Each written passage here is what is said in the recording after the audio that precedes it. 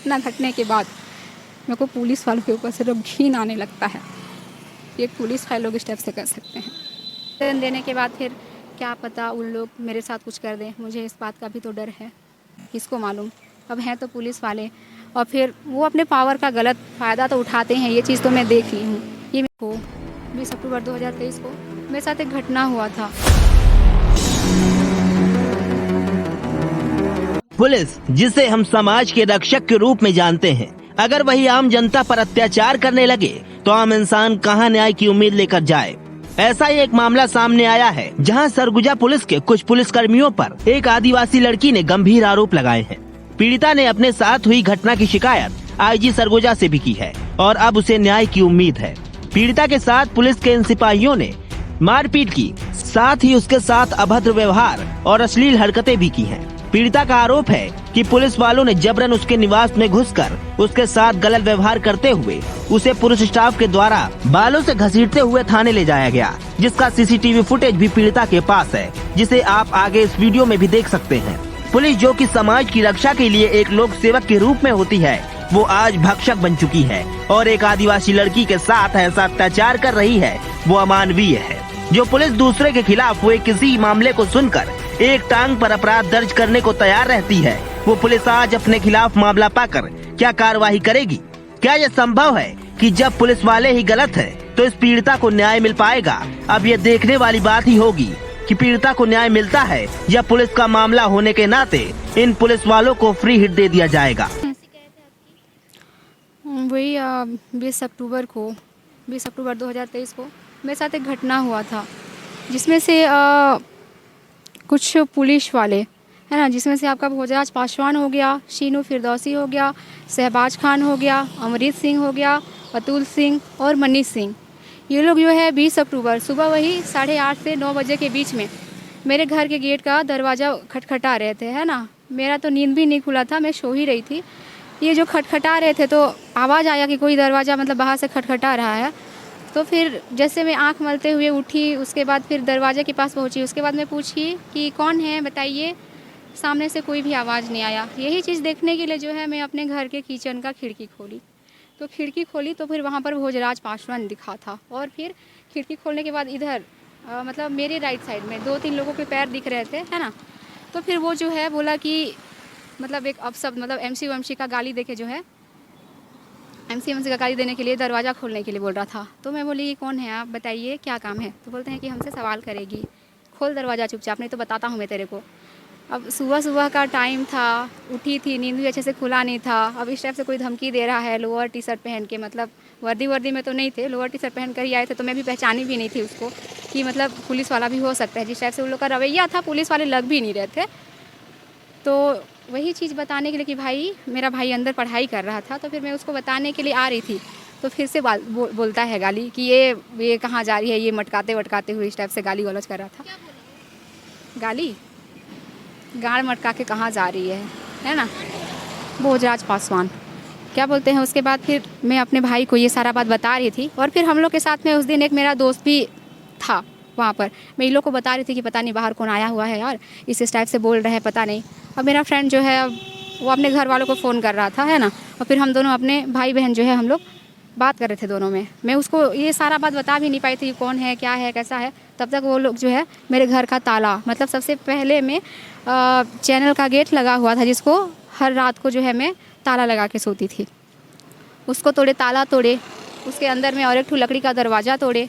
उसके बाद फिर आए, मेरे को एक झापड़ मारा था, वो भोजराज पासवान मारा था। और फिर बोलता है कि मादर चौध लड़की तू गेट क्यों नहीं खोल रही थी। मैं बोली कि आप लोग कौन हैं, क्या काम है, क्यों मतलब गेट खुलवा रहे थे। तो बोलते हैं कि चल थाने, तू, तेरे को पता चलेगा, जेल जाएगी अब तू। मैं बोली कि मैं क्या की हूँ कि मैं जेल जाऊँगी और थाना जाऊँगी। तो बोलते हैं कि हमसे पूछेगी, ज़्यादा जानना है तेरे को कि तू क्या की है, चल थाने, वहीं पर तेरे को पता चलेगा।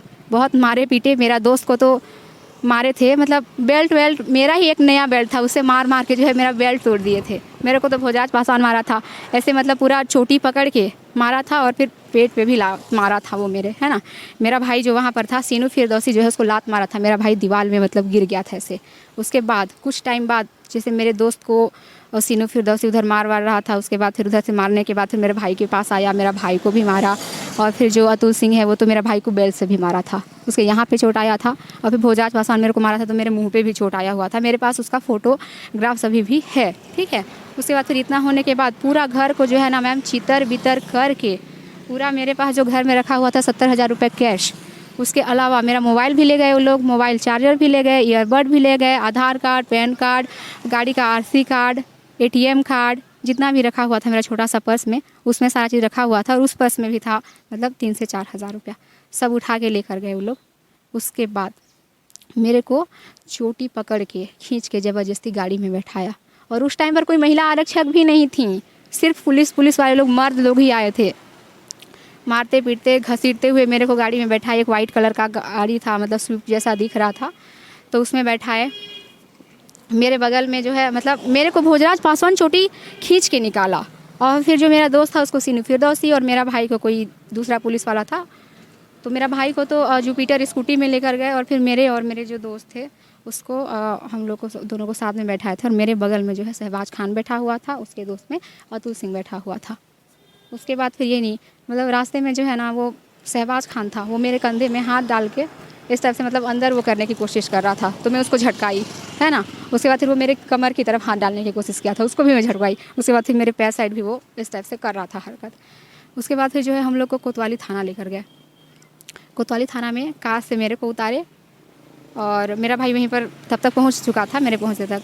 तो फिर हम लोग को उतारे, उसके बाद फिर अंदर बैठने के लिए बोले, तो लेफ़्ट साइड वाला जो रूम है वहाँ पर बैठे थे हम लोग दोनों भाई बहन। उसके बाद फिर मेरा दोस्त को पता नहीं कहीं लेकर गए थे, उसको 2-3 घंटे के बाद ही लाने के बाद जो है उसको राइट साइड के कमरे में बैठा थे कोतवाली थाने में।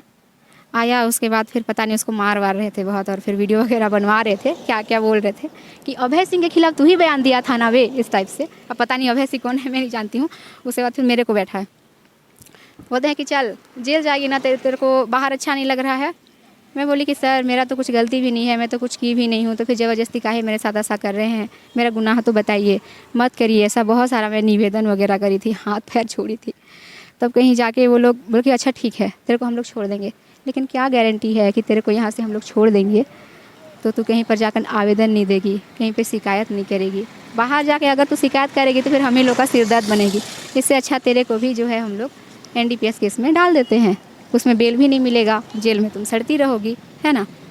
उसके बाद बहुत रिक्वेस्ट करने के बाद फिर बोले ठीक है, लेकिन यहाँ से जाने के बाद कहीं पे तुम आवेदन नहीं दोगी, कहीं पे शिकायत नहीं करोगी। अगर करोगी तो तुमको NDPS केस में फंसा देंगे, जान से मार के फेंक देंगे तुमको, कहाँ जाओगी तुम किसी को पता भी नहीं चलेगा। और मेरे भाई को बोले कि तुम लोग अंबिकापुर में दिखना मत, बोरिया बिस्तर उठाओ और फिर भाग जाओ तुम लोग।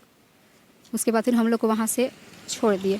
मैं और मेरे भाई आ गए ऑटो पकड़ के, घर के पास पहुँचे, जिस घर में हम लोग रहते थे, मालवी बांध के पास, नमना कला अंबिकापुर में रहते थे। उसके बाद जो है हम लोग देखे, गेट खोले, पूरा घर एकदम छितरा बितरा तहस नहस, पूरा जिस पर्स में मैं पैसा रखी थी वो पर्स जो ऐसे ज़मीन में फेंकाया हुआ था। देखिए पूरा मतलब वीडियो वगैरह हम लोग बनाए कि ऐसा ऐसा है करके, देख रही हूँ 1 रुपया पैसा नहीं है। उसके बाद फिर वहाँ से प्रेशर भी था कि घर खाली करना है। उसके बाद फिर हम लोग जो है उस दिन मतलब पूरा घर ढूंढने में टाइम चला गया। घर ढूंढे, एक जगह मिला, वहाँ पर शिफ्ट किए। मोबाइल वगैरह तो नहीं दिए थे वो लोग, मोबाइल जो है रख लिए थे, बोले थे कि कल आके ले लेना करके। तो दूसरे दिन हम लोग जो है वही 12:30 के आसपास में, 12 साढ़े 12 के आसपास में हम लोग, मैं और मेरा भाई कोतवाली थाना गए थे। वहाँ पर बताई कि मोबाइल लेने के लिए आई हुई हूँ। वो लोग बोले कि ठीक है बैठो, वो लोग आ रहे हैं। मैं वहाँ पर बाहर में बैठी हुई थी।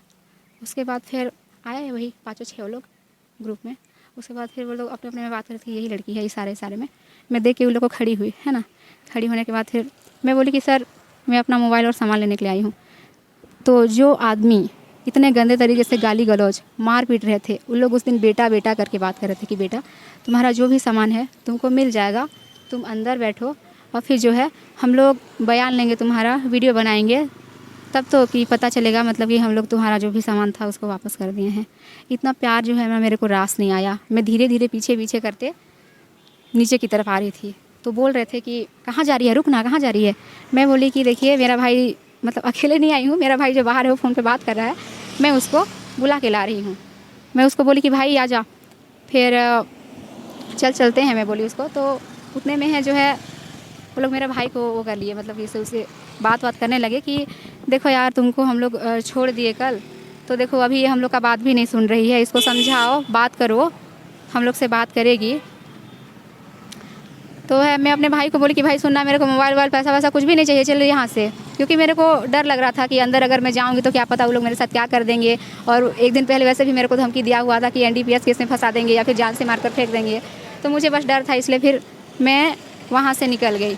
लेकिन उन लोग के मन में मतलब चेहरे में मैं डर देखी थी, एकदम हताश हो गए थे, मैं उन लोग का बात नहीं सुनी। तो वहाँ से निकलने के बाद हम लोग गए महिला बाल विकास विभाग जो दर्रीपाड़ा में है वहाँ पर एक मैम थी, उनको सारा घटना में बताई थी, ऐसा ऐसा हुआ था करके। तो बोल रही थी कार्रवाई चाहती हो। मैं बोली कि मैम मैं कार्रवाई तो चाहती हूँ, लेकिन यहाँ जो है मैं मतलब प्राइवेट कंपनी में जॉब भी करती हूँ, कई बार मेरा आना जाना मतलब अकेला भी होता है। घर में मेरे भाई बहन के साथ जैसे मैं रहती थी, तो कई बार ऐसा होता है कि मतलब वो लोग गाँव चले जाते हैं तो मेरे को अकेले भी रहना पड़ता है ना। रात को कभी 8:30-9 भी बज जाता है, तो बस डर था। तो फिर बोली कि ठीक है एक बार तुम घर पे बताओ ये सबको, उसके बाद फिर बताओ। उसके को 2.5 महीने हो गए, उसके बाद आप आवेदन दे रही हैं, इसके पीछे क्या रीज़न है? मैम देखिए, एक तो मुझे इतना बुरी तरह से मतलब पीटा गया था, डराया धमकाया गया था, मतलब NDPS जैसे झूठे केस में फंसाना, जान से मारने की धमकी देना। और फिर कई बार ऐसा हुआ है कि मतलब 2 महीना बीत जाने के बाद भी वो लोग जो है किसी अन्य के माध्यम से मेरे ऊपर नज़र रख रहे थे, दबाव बना रहे थे कि मैं आवेदन न दूँ, पैसे वैसे ले लूँ और फिर बात ख़त्म करूँ इस टाइप से। और फिर कहीं ना कहीं से वो लोग जो है मेरे ऑफिस भी मतलब उन लोग मेरे खिलाफ़ भड़काना चाह रहे थे। तो ये सब चीज़ जो है जब मेरे को पता चला, मेरे को बहुत ज़्यादा वो लगा कि मतलब कोई इतना गलत करते हुए भी इतना हिम्मत कैसे कर सकता है, गलत तो मेरे साथ हुआ है ना। उसके बाद फिर मैं तुरंत अपने घर वालों को बताई कि सब मेरे साथ ऐसा ऐसा हुआ था। तो घर वालों का भी कहना था कि जब इतना कुछ हो गया था तो फिर बताई क्यों नहीं। मतलब हम लोग रात को 12 बजे पहुँचे थे, है ना। तो उन लोग को डाउट हुआ था कि पक्का कुछ हुआ होगा तभी इतना रात को आए हैं, नहीं तो कभी इस टाइप से मतलब घर आना नहीं होता है। तो क्या हुआ, तो हम लोग जो है घर मतलब बात को पूरा बात नहीं बताया, क्योंकि घर पे बात बताते तो फिर कार्रवाई करना है। तो आज IG के पास आप आवेदन दी हैं, IG द्वारा आपको क्या कहा गया है? IG सर मेरा आवेदन देखने के बाद बोलते हैं कि आवेदन बहुत बढ़ा चढ़ा के बनाया गया है। मैं बोली कि सर मैं बढ़ा चढ़ा के नहीं बनाई हूँ, जो मेरे साथ घटना हुआ है हूबहू सिर्फ मैं ही लिखी हूँ उसको, ना तो मैं किसी वकील के माध्यम से लिखवाई हूँ और नहीं किसी की मदद से। मेरे साथ जो भी हुआ है सिर्फ मैं ही, है ना। तो फिर वो बोले कि ठीक है जो भी है मतलब इसका जाँच कराएँगे, जिस टाइम पे ये सब बात हुआ उस टाइम का सिचुएशन क्या था, है ना। अब ठीक है वो सब, लेकिन अगर कोई कार्रवाई करने के लिए जा रहा है तो भैया महिला आरक्षक तो साथ में होनी चाहिए थी। इस टाइप से पुलिस वाले का किसी लेडीज़ के ऊपर हाथ उठाना, गाली गलौज करना, या फिर उसको बुरी तरह से ज़बरदस्ती बाल पकड़ के खींच के थाना लाना, ये तो अच्छी बात नहीं है ना। अगर वो लोग करते मतलब कानूनी तौर पर, जैसे एक होता है पुलिस वाले लोग का रवैया कि हाँ हम लोग यहाँ से आए हैं, हम लोग के पास सर्च वारंट है तुम्हारे खिलाफ़, या फिर ऐसा ऐसा कुछ भी रहता तो फिर मैं भैया क्यों नहीं मानती। लेकिन इस टाइप से गुंडागर्दी टाइप से गाली गलौज के साथ दरवाज़ा खोलने के लिए कहेंगे तो फिर आप ही बताइए आप कैसे खोलती। आपको तो यही लगता ना कि कौन गुंडा आया हुआ है। लास्ट में IG द्वारा आपको क्या आश्वासन दिया गया है? 1 हफ्ते का टाइम दिया है उन्होंने कि जाँच वाँच कराएँगे, और फिर अगर जाँच के बाद सत्य पाया जाता है तो फिर कार्रवाई करेंगे। लेकिन मैं चाहती हूँ कि देखिए अब आवेदन देने के बाद फिर